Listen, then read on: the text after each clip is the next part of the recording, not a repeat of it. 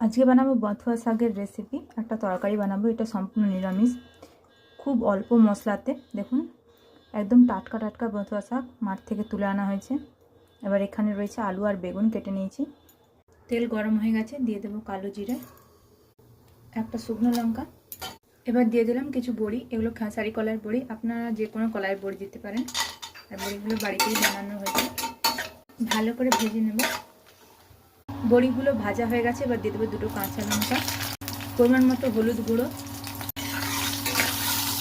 এবার কেটে রাখা আলু বেগুনগুলো দিয়ে দেবো।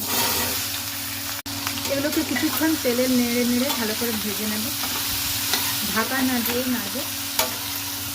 পরিমাণ মতো নুন দিয়ে দেবো। এখানে আমি সম্পূর্ণ নুনটা দিয়ে দিয়েছি, তরকারিতে যতটা লাগবে, এরপরে আর দেবো না নুন। কিছুটা ভাজা হয়ে গেছে, এবার দিয়ে দেবো পরিমাণ মতো জিরে গুঁড়ো। আবার ভালো করে ভেজে নেব। প্রায় 5 থেকে 7 মিনিট আমি আলু আর বেগুনগুলোকে ভালো করে ভেজে নিয়েছি। এবার এর মধ্যে দিয়ে দেবো বথা শাকগুলো। এবার এটাকে ভালো করে মিশিয়ে নেব। দেখুন, সবগুলো ভালো করে মিশিয়ে নিয়েছি। আর এটাতে আমি আর কোনো জল অ্যাড করব না, এটাকে আমি এভাবে ঢাকা দিয়ে হালকা আঁচে এটাকে সেদ্ধ করে নেব। প্রায় 5 মিনিট হয়ে গেছে, এবার আমি ঢাকা খুলে দেখব। ভালো করে নেড়ে নেব। দেখুন, আলুগুলো সেদ্ধ হয়ে গেছে, তার মানে এটা হয়ে গেছে। এবার আমি গ্যাস বন্ধ করে দেব। আর আমাদের বথুয়া শাকের তরকারি একদম রেডি। Subscribe my channel and support me. Thank you.